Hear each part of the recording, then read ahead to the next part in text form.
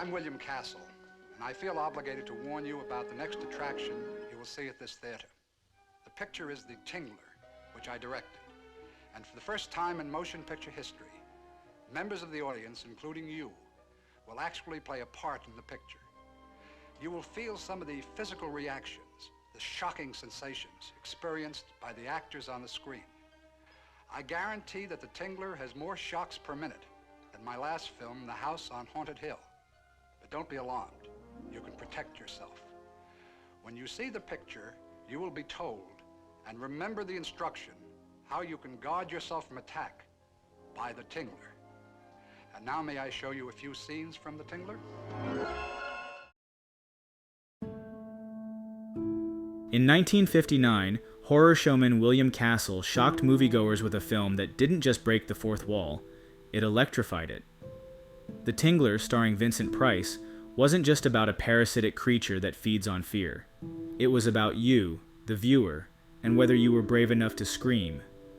With hidden buzzers in theater seats, planted audience members fainting mid-film, and a voice warning the crowd to scream, scream for your lives. Castle transformed the movie theater into a haunted house where staying silent could get you killed. Long before interactive cinema or 4D experiences, the Tingler turned the passive viewer into an active participant, and in doing so, blurred the line between narrative horror and real-world anxiety. This wasn't just a film about fear. It was a film that fed on fear, making the audience's own reaction the final piece of the horror puzzle. At the core of The Tingler is a ludicrously entertaining premise. A scientist, Vincent Price's Dr. Warren Chapin, discovers that a centipede-like parasite, the Tingler, lives inside every human being and grows stronger when we suppress fear. The only way to weaken and kill it is to release fear through screaming. As Dr. Chapin explains, if you don't scream, the Tingler could literally snap your spine. In any other hands, this concept might have been brushed off as B-movie nonsense. But Castle, ever the savvy carnival barker of the cinematic world, recognized the genius of a horror film that made the act of screaming not only acceptable, but essential. Suddenly, being scared in the theater wasn't just expected, it was a matter of life and death.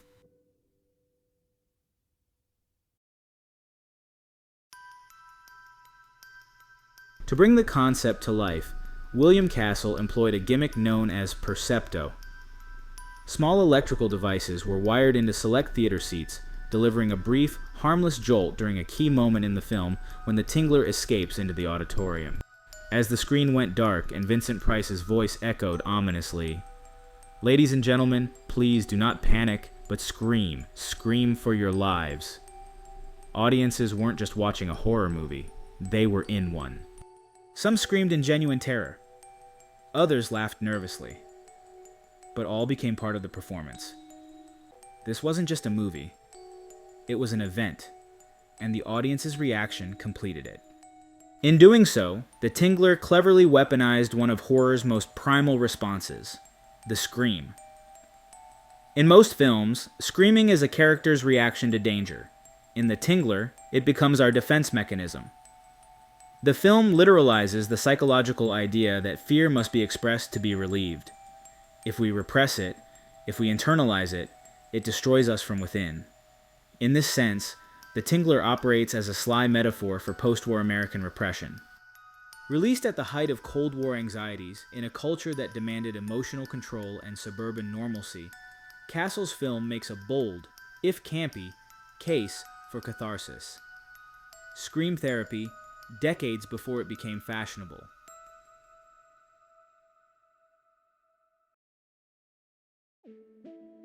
Before The Tingler, before the seats buzzed and the audience screamed on command, William Castle had already carved out a reputation as Hollywood's most audacious horror impresario. Often called the P.T. Barnum of the B-movie, Castle understood something that many filmmakers of his era didn't. For horror to be memorable, it didn't just need monsters or murder, it needed spectacle. He didn't merely direct movies, he engineered experiences, using inventive publicity stunts and in-theater gimmicks to turn even modest thrillers into box office sensations. Castle began his directing career with low-budget westerns and noir films, but his true breakthrough came in the late 1950s when he leaned fully into horror. Inspired by the success of Alfred Hitchcock's Psycho, and unable to compete with its prestige, he went a different way. He embraced the schlock, leaned into the absurd, and gave audiences something no studio thriller could offer: the thrill of unpredictability. You didn't just watch a William Castle film, you participated in it. His first major gimmick came with his film Macabre in 1958, a murder mystery promoted with a genius-level piece of marketing. Every moviegoer was issued a $1,000 life insurance policy from Lloyd's of London, in case they died of fright during the film. Castle even staged ambulances outside the theaters and hired fake nurses to be on standby. The movie itself was average, but the experience made it a box office hit. Audiences came for the insurance, and stayed for the suspense. With House on Haunted Hill, Castle introduced the now legendary Emergo gimmick. During a climactic scene, when a skeleton rises on screen, a real skeleton on a pulley system would fly over the audience, eliciting shrieks, laughter, and occasional thrown candy.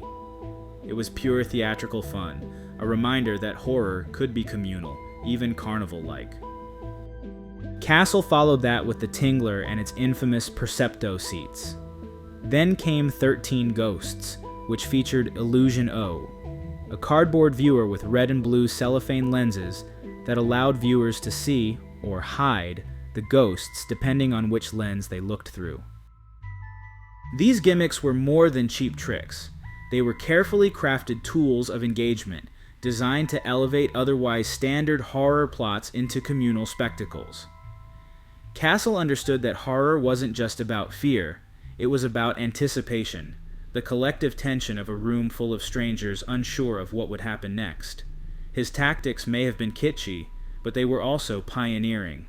He treated every screening like an event, long before event cinema became a buzzword.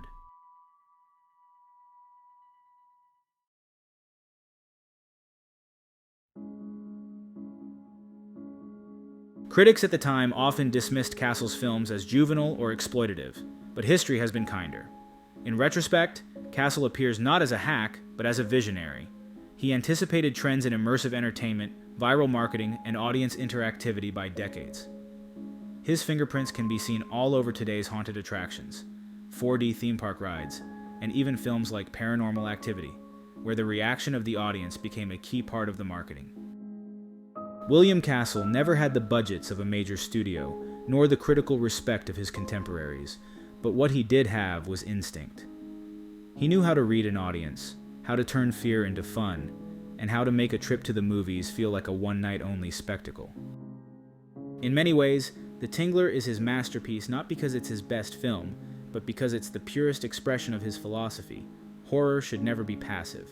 It should jolt you, shake you, and above all else, make you scream. The Tingler stands as a fascinating early example of meta-horror, a film that is aware of its audience and implicates them in the horror itself. This is a tactic that filmmakers like Wes Craven and Jordan Peele would later refine with more narrative sophistication, but Castle did it first, and with gleeful simplicity. He turned the viewer from a passive consumer into a participant, even a victim. In Castle's vision, the most terrifying creature isn't the Tingler. It's the possibility that we might not scream in time. Vincent Price's performance ties the absurdity together with a wink and a straight face. Ever the consummate performer, Price gives Dr. Chapin a gravitas that grounds the film's more ludicrous elements. His earnest monologues about fear and survival provide just enough sincerity to make the ridiculous premise work. In many ways, Price is the audience's proxy. He, too, is trying to understand fear, to control it, and ultimately, to survive it. One of the most unexpected and historically significant moments in The Tingler is its depiction of an LSD trip, making it the first American feature film to portray the effects of lysergic acid diethylamide on screen. In a bold narrative choice, Vincent Price's character, Dr. Warren Chapin, injects himself with the drug in order to induce fear and observe the Tingler's effects firsthand.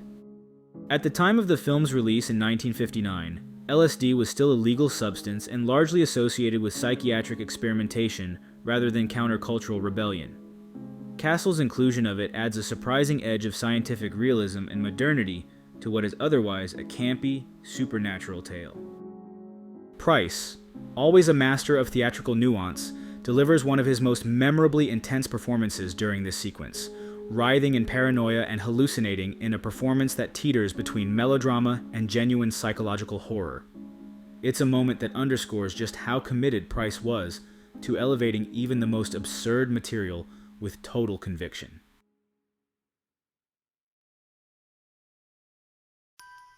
Today, the Tingler is often remembered as a kitschy artifact of mid-century horror, a relic from a time when movie theaters were playgrounds and filmmakers like William Castle were half director, half carnival barker. But to dismiss it as just a gimmick is to miss what made it groundbreaking. Castle wasn't just selling cheap thrills. He was pioneering immersive horror decades before it had a name. He knew that fear isn't something we simply observe on screen. It's something we experience in our bodies together, in the dark. In a world where horror often aims to disturb quietly or depress completely, the Tingler screams. It reminds us that horror can be a shared experience, loud, theatrical, even absurd, and still strike a nerve. Fear, Castle knew, isn't just psychological. It's physical. It's in the jolt, the gasp, the noise you make without meaning to. And that's what the Tingler captures. Not just a monster on film, but the moment when we can't hold the fear in any longer. You don't scream because you're told to. You scream because something inside you knows. It's the only way to stay alive. In the end, the Tingler didn't just ask you to scream, it dared you to feel something real in a darkened theater, surrounded by strangers, when the boundary between the screen and your body vanished. It reminded us that fear isn't just something we watch, it's something we share. And sometimes the only honest response is to scream.